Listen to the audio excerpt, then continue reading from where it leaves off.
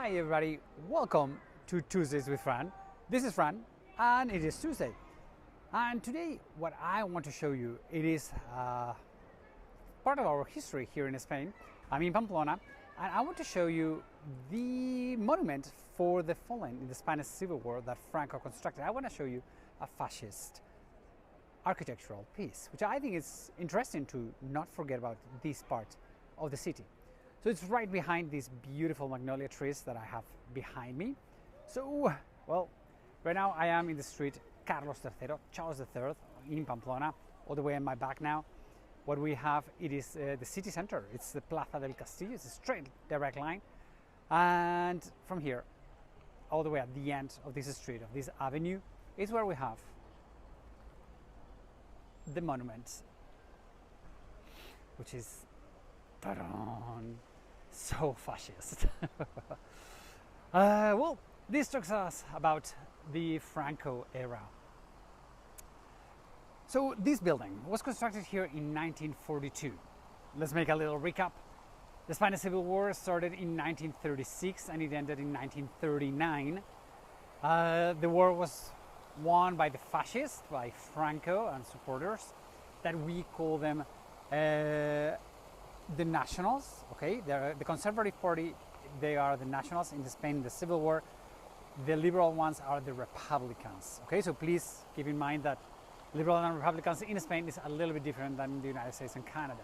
Okay, the name, just the name.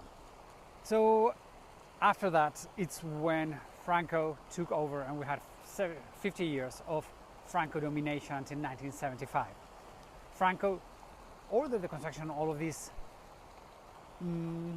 fascist, very big monuments to show his power. Okay, so this monument, it was, as I said, constructed in 1942, and something that it itches me a lot. It was constructed for the fallen in the Crusade. Because Franco thought that the Civil War was a crusade against the people who were not like him, which is like, well, fascist mind. To me, blows my mind. But anyway, the thing is that that name for the ones who fell on the crusade, it is right under that banner that the City Hall decided to put there to cover it. Okay, so we don't see it anymore, but we know it's written in stone in there.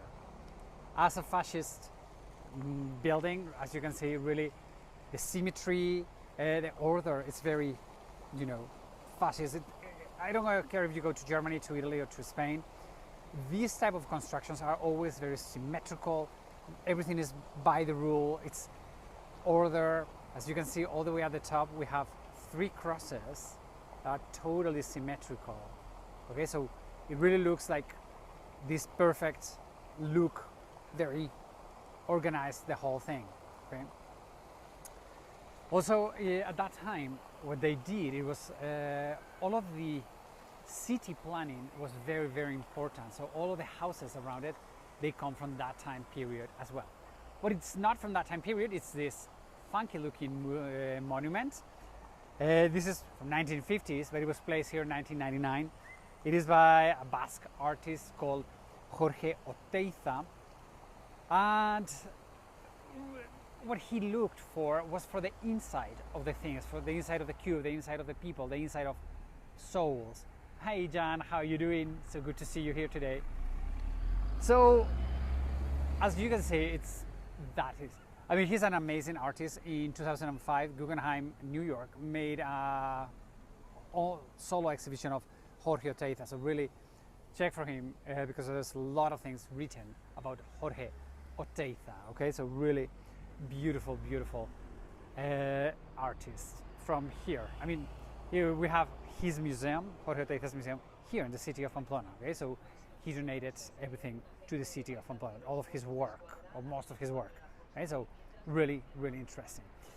So besides that, from here, so I don't know if you've realized that the dome of this church at the beginning of this memorial, it looks pretty much like the Vatican. Franco wanted to resemble the Vatican. Let me show it to you. You see the dome is pretty much the same as the Vatican. And all around it, we have all of these that they represent the columns by Bernini. If you've been to the Vatican, around the Vatican, we have all of these columns, okay, all of these arches, and that's where the inspiration came from. By the way, all of these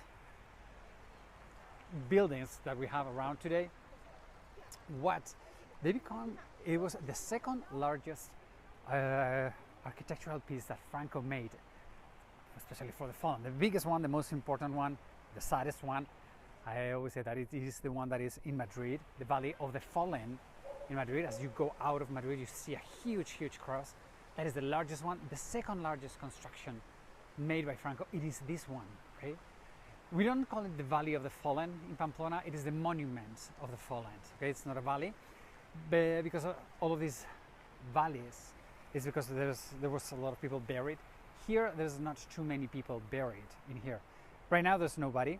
In the year 2006, the bodies were removed, but we had here a couple of very important militaries from Franco. They were Emilio Mola, General Mola, M-O-L-A, who at the beginning of the Spanish Civil War, he was the lead general on Franco's side. Franco was not the number one at the beginning. Conveniently enough, he died. He died in Vitoria, in a nearby airport, Emilio Mola, and he died at an airport that was the basis for the Nazi Condor Legion in Spain. Okay, so we have a huge connection between Franco and Adolf Hitler.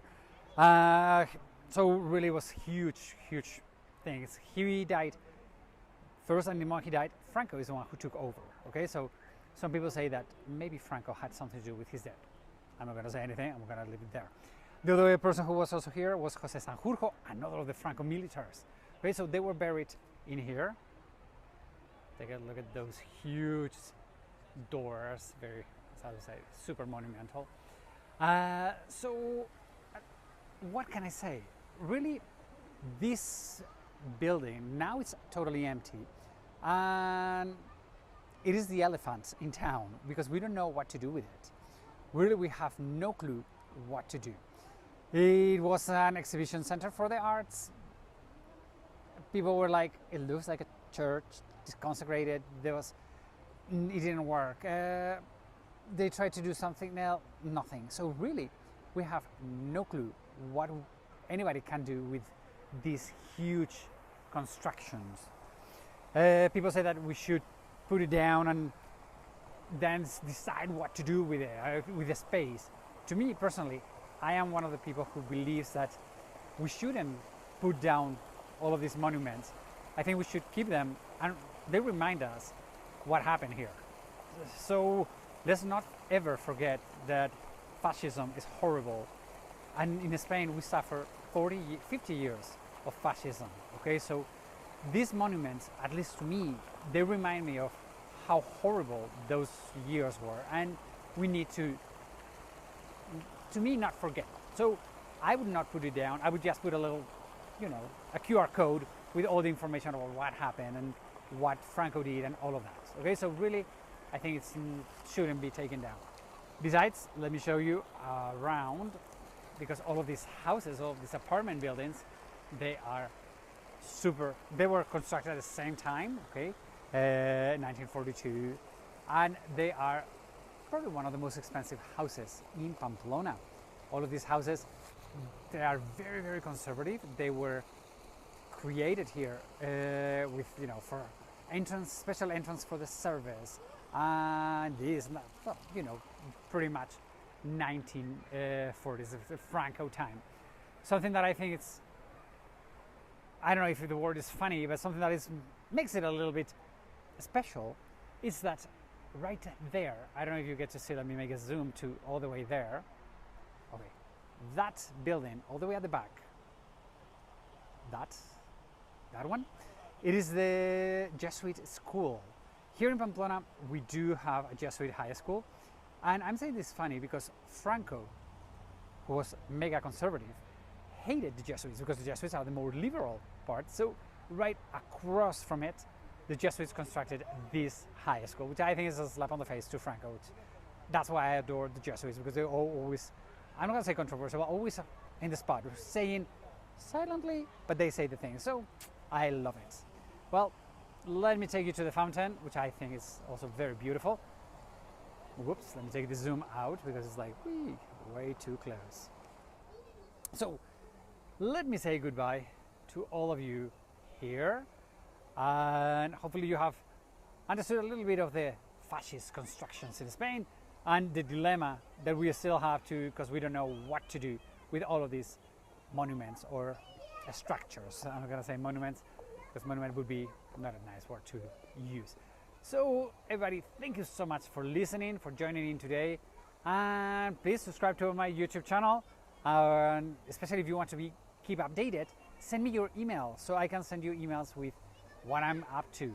This Sunday we're not going to have a cooking class because we are going to be visiting Nicolas in Valencia, but next week on Tuesday, if today I'm going conservative or no, fascist construction, next week I'm gonna go modern. I'm gonna go see some graffitis. If everything works fine, I will be showing you some graffitis in a city very close to Pamplona.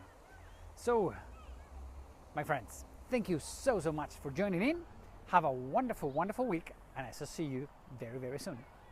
Adios amigos, hasta la vista.